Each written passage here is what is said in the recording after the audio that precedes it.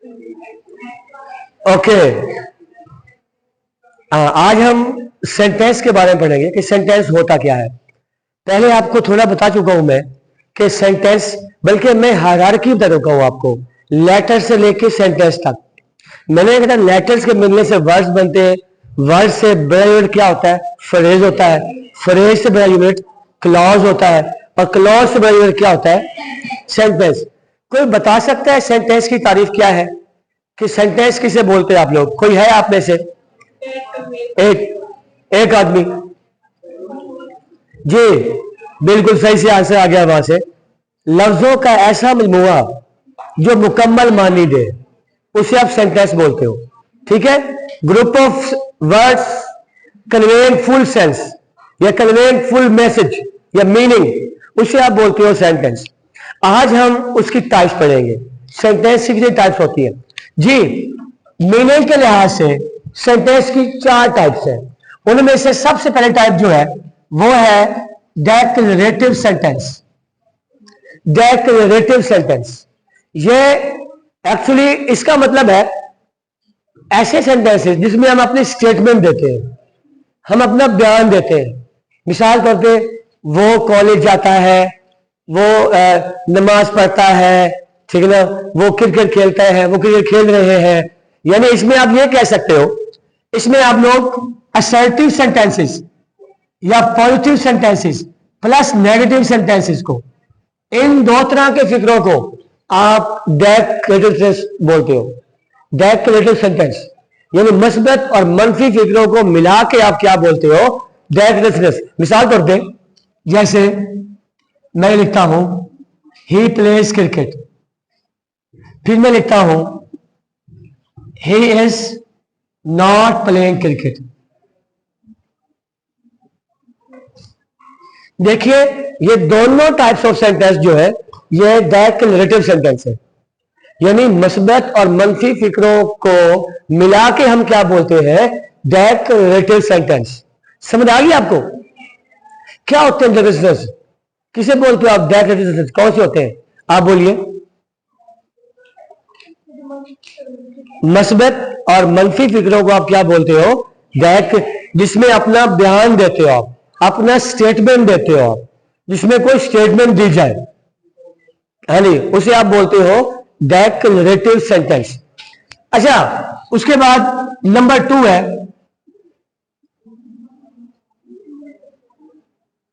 क्या लिखा है मैंने? ये इंट्रोगेटिव सेंटेंस। इंट्रोगेटिव नाम से ही जाहिर है, ये कौन से फिक्रे होंगे आपके ख्याल में, जिनमें हम क्या कर रहे होंगे? कोई सवाल पूछ रहे होंगे। मिसाल तौर पे, मैं इन्हीं को इंट्रोगेटिव कर देता हूं। ये मैं लिखता हूं, ये है ना ही प्लेज क्रिकेट, मैं कहता हूं डज ही प्ले क्रिकेट। आखिर में क्वेश्चन मार्क जरूर लगाइएगा आप लोग, डज ही प्ले क्रिकेट। फिर इसको इंट्रोगेटिव कैसे करोगे आप लोग? कैसे करोगे? इज ही प्लेइंग क्रिकेट, और WH वाले सारे के सारे इसमें आते हैं। मिसाल तौर पे, who knocked at the door, ये फिक्र भी सवालिया ही है। भाई सवालिया फिक्र की पहचान तो मुश्किल तो है नहीं, आसान सी होती है। क्या होती है? आखिर में क्या लगा होता है? क्वेश्चन मार्क लगा होता है। अच्छा, मैं इनको ना अपनी तरफ से 3 हिस्सों में तकसीम करता हूं कि सवालिया फिक्र 3 तरह के हो सकते हैं। कौन कौन से? एक वो फिक्रे जो ऑक्सिलरी से शुरू होते हैं, ऐसे फिक्रे जो हेल्पिंग वर्ब से शुरू हो रहे होते हैं।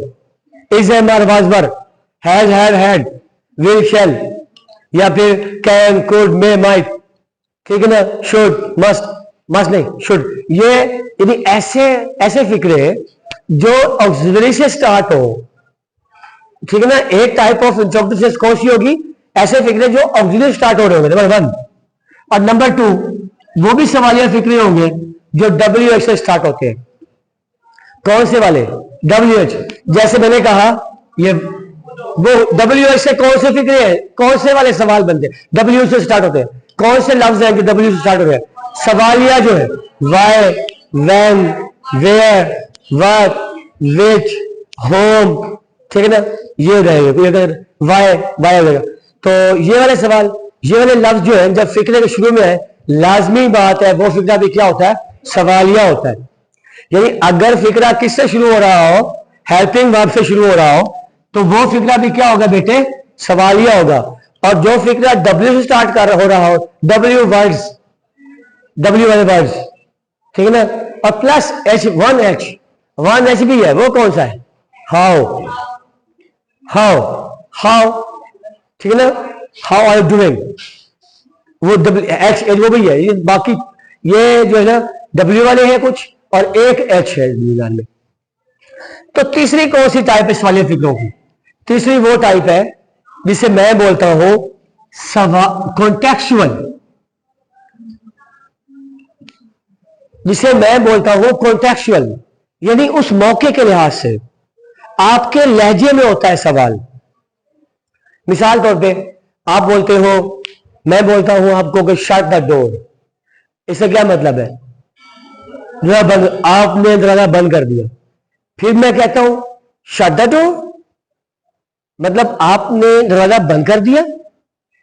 जो मेरे लहजे में है, मेरे टोन में है, मेरे मूड में है, ऐसे सवाल जो आपके टोन में हो, जो आपके लहजे में हो, जो उस मुनासबत यानी कॉन्टेक्स्ट के लिहाज से, सियाको सबाक के लिहाज से, ठीक है, तो उस तरह के मैं बोलता हूं इंट्रोगेटिवनेस तीन तरह के बन सकते हैं, पहचान है, तीन तरह से हो सकता है इंट्रोगेटिवनेस। पहला क्या है, हेल्पिंग वर्ब से शुरू होने वाला, जो हेल्पिंग वर्ब शुरू होगा वो सवालिया फिक्रा होगा। और दूसरा कौन सा होगा, जो डब्ल्यू एस से शुरू होता है, वो पता है आपको डब्ल्यू वर्ड कौन कौन से है, ठीक है, और एक एच, और उसके बाद कौन से कॉन्टेक्चुअल। ये कौन से होते हैं, ये कौन से सवाल फिक्रे होते हैं सवालिया। मैं एक सबक पढ़ाया था चैप्टर 2 फर्स्ट ईयर को, उसका उसके ना उसमें शुरू होता है remember, remember when we used to go to hunt for squirrels, remember when we used to sit under these hickories, under trees of this, under the hickories, and the green and the squirrels threw green hickory shells down at us। अगर आपको याद हो first year करके आए होंगे, वो फिक्रा remember से शुरू हो रहा है, फर्स्ट फॉर्म वर्ब है, और उसके फिक्रे के आखिर में क्वेश्चन मार्क लगा है, यानी शुरू कहां से हो रहा है, रिमेंबर से। आप बताएं ऐसा फिक्रा जो रिमेंबर शुरू हो रहा है और फिक्रे के आखिर में क्वेश्चन मार्क है, तो बता सकते हो तीनों में से कौन सी टाइप का होगा, वो कॉन्टेक्चुअल इंट्रोगेटिवनेस होगा, ठीक है। तो ये तीन तरह के इंट्रोगेटिवनेस होते हैं जो मैं बोलता हूं, मेरे ख्याल में ये तीन तरह के होते हैं, यानी हेल्पिंग वर्ब शुरू होने वाले, डब्ल्यू शुरू होने वाले, और कॉन्टेक्चुअल जो आपके लहजे में होते हैं। हालांकि उसमें कहता है, क्या तुम्हें याद है जब हम यहां गुजारियों का शिकार करने आया करते थे, क्या तुम्हें याद है, हालांकि क्या उसने वो इस एम आर वाल शुरू नहीं किया, डब्ल्यू शुरू किया, सीधे शुरू कहां से किया, रिमेंबर शुरू किया, आखिर में क्या है, क्वेश्चन मार्क है, मतलब सवाल कह रहा है, उसके लहजे में सवाल है, उसके टोन में है, वो कॉन्टेक्चुअल इंट्रोगेटिवनेस है जी। दो टाइप्स मैंने पढ़ा दिए आपको, direct relative type of sentence, दूसरी है इंट्रोगेटिव टाइप सेंटेंस। ये वो सवाल है जो पेपर में बहुत बार आ चुका हुआ है, आप पिछले 5 बार देखेंगे तो बहुत बार ये टाइप्स ऑफ सेंटेंस का रिपीट हुआ पड़ा है, हर तकरीबन जो है मैं ये समझता हूं कि हर दूसरी बार ही आया पड़ा होता है, ठीक है, टाइप्स ऑफ सेंटेंस। अच्छा, अब तीसरी टाइप पढ़ाऊं मैं आपको,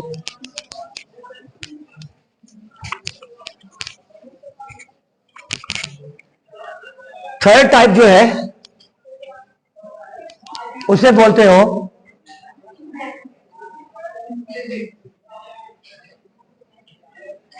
इंपेरेटिव टाइप ऑफ सेंटेंस। अच्छा, हम इसे बोलते हैं हुक्मिया फिक्रे। ये जरूरी नहीं कि हुक्मिया फिक्रे हो, ये असल इसमें पहचान ही होती है। आपको मालूम है एक सेंटेंस का स्ट्रक्चर क्या होता है, एक ऑर्डिनरी सेंटेंस का स्ट्रक्चर SVO होता है, आपको मालूम है। और आपको यह भी मालूम होगा इसमें सबसे ज्यादा इंपॉर्टेंट कौन सा एलिमेंट है? वर्ब है। तो ये वो वाले फिक्रे हैं जो शुरू डायरेक्ट वर्ब से होते हैं, V1 से होते हैं, उसके बाद ऑब्जेक्ट आता है। ऐसे फिक्रे जो V1 से शुरू हो और उसके बाद ऑब्जेक्ट आए, उसे आप बोलते हो इंपेरेटिव सेंटेंस। ये सेंटेंसेस जो है वो इंस्ट्रक्शंस में इस्तेमाल होते हैं, हिदायत देने के लिए, हुक्म देने के लिए हम इनका इस्तेमाल करते हैं। मिसाल के तौर पर मैं बोलता हूं दरवाजा खोल दो, इंग्लिश क्या होगी इसकी? अपनी किताब का सफा नंबर 50 खोलो। Open the page at open your book at page 50। ठीक है, फिर मैं कहता हूं इस लाइन को पढ़ो, read aloud this line, read aloud this line. अच्छा, फिर मैं कहता हूं पंखा बंद कर दो, क्या बोलते हो आप इस English? Switch off the fan, switch off the fan. फिर बोलता हूं पंखा चला दो, क्या बोलोगे? Switch on the light. यही होगा बल्ब बंद करने के लिए और खोलने के, चलाने के लिए। ठीक है। अच्छा, फिर मैं कहता हूं ये हुक्मिया फिक्रिया मकसद इंस्ट्रक्शन ये अक्सर हम बोलते रहते हैं। फिर मैं कहता हूं अपने जूते के तस्मे कस लो या बांध लो, उसकी इंग्लिश क्या होगी? टाई योर लेसेस या less up your shoes. Less up, LAC, less up, less up your shoes. Your shoes भी लिखेंगे आगे। फिर बोलता हूं अपने बैग की जिप बंद कर लो, इसे क्या बोलोगे? नहीं, zip up, zip up your bag, बस। और अपने बैग की जिप खोल लो, unzip, unzip your bag. Unzip क्या लगाओगे? इसे रखे, इसे अपनी शर्ट के बटन बंद कर लो, इसी इंग्लिश क्या होगी? Button up your shirt, button up. फिर मैं कहता हूं शर्ट बटन खोल लो, इसी इंग्लिश क्या होगी? अनबटन योर शर्ट। ठीक है। अच्छा, उसके बाद मैं बोलता हूं शर्ट पहन लो, इस इंग्लिश क्या है? नहीं, वेयर नहीं, put on your shirt, put on your shirt. फिर मैं कहता हूं घड़ी उतार लो, क्या बोलोगे? उतारने के लिए क्या इस्तेमाल करते हो? Take off, take off your watch, take off your shoes, take off your jacket. ठीक है, उतारने के लिए। और पुट ऑन क्या है? पहनने के लिए। ये सारे फिक्र जो बोले हैं मैंने, ये सारे इंपेरेटिव है। और इंपेरेटिव सेंटेंस का स्ट्रक्चर बता दिया है मैंने आपको। क्या बताया है? वर्ब की पहली फॉर्म शुरू होंगे, बाद में ऑब्जेक्ट है। ये शुरू वर्ब की पहली फॉर्म से होते हैं, इसे आप बोलते हो इंपेरेटिव सेंटेंसेस। समझ आ रही है? अब तक मैंने आपको 3 टाइप्स बताए। कौन कौन से बेटा? डेक्लेरेटिव, इंट्रोगेटिव, और अब मैंने क्या बताया आपको? इंपेरेटिव टाइप बताया आपको। ठीक है। उसके बाद लास्ट टाइप जो पढ़ाऊंगा मैं आपको,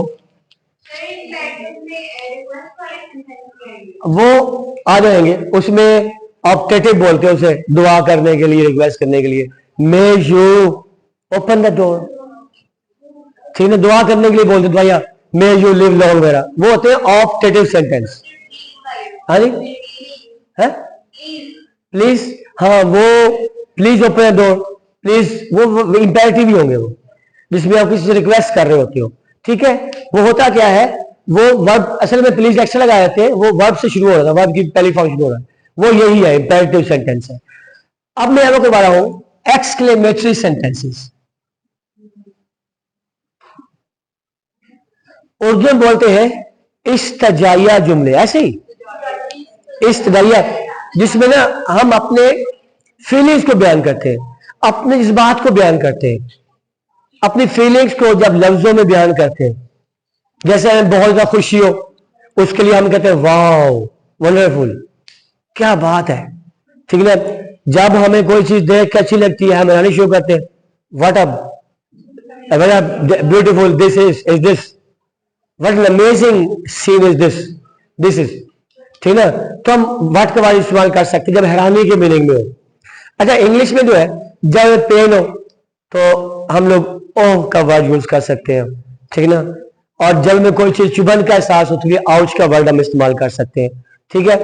और जब हमें बहुत ज्यादा खुशी हो, मतलब कोई चीज हमने कुछ हासिल कर लिया हो, उसके लिए ब्रेवो का वर्ड हम यूज करते हैं।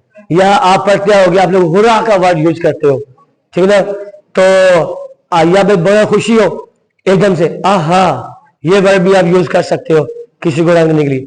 तो ऐसे वर्ड्स जो हमारी फीलिंग्स को बयान करते हैं, bravo, we won the match.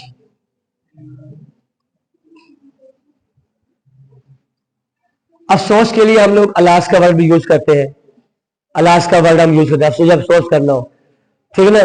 और आउट जो है पेन के लिए, पेन का एहसास लाता है हमें। तो ये एक्सक्लेमेटरी, और इनकी पहचान क्या होगी बेटा, साइन ऑफ एक्सक्लेमेशन लगा होगा, sign of exclamation, exclamatory sign, यानी ये बिल्कुल सीधा डंडा सा और ये नुक्ता लगा होगा इसके ऊपर, इसे आप बोलते हो साइन ऑफ एक्सक्लेमेशन। ये हमारी फीलिंग्स को बयान करते हैं। ऐसे सेंटेंसेस जिनमें हम अपनी फीलिंग्स को, खुशी, गमी, दर्द, तकलीफ, ठीक ना, हैरानी, जब हम इन चीजों को बयान करने के लिए लफ्जों का सहारा लेते हैं तो वो लफ्ज या वो पूरे फिक्रे क्या कहलाते हैं, एक्सक्लेमेटरी सेंटेंसेस कहलाते हैं। ये 4 टाइप्स है, एक्चुअली 4 टाइप्स ही है। इंग्लिश ग्रामर में सेंटेंसेस की 4 टाइप्स है और आपने वहां पे 4 ही लिखनी है। अब मैं रिपीट कर रहा हूं, वो 4 टाइप्स कौन कौन सी है। पहली कौन सी टाइप थी, डेक्लेरेटिव सेंटेंस। दूसरी कौन सी, इंट्रोगेटिव। तीसरी कौन सी, इंपेरेटिव। चौथी कौन सी है, कोई मुश्किल तो नहीं थी, कहीं प्रॉब्लम हुई हो, आसान सी है, ठीक ना। और आपके पेपर में आने वाली है। ये बहुत दफा रिपीट होने वाला सवाल है जो मैं आपको करवाया आज, और ये पेपर में आगे भी रिपीट होगा। टाइप्स ऑफ सेंटेंसेस, ठीक है, मानी के लिहाज से टाइप्स ऑफ सेंटेंसेस, स्ट्रक्चर के लिहाज से नहीं, वो मैं बाद में करवाऊंगा। ये मीनिंग के लिहाज से था, ठीक है ना, मानी के लिहाज से। और स्ट्रक्चर के लिहाज से आगे सिंपल है, कंपाउंड है, कम्प्लेक्स है, वो हम कल करेंगे, ठीक है। ये मीनिंग के लिहाज से 4 टाइप्स दी। ओके, बहुत शुक्रिया, थैंक यू।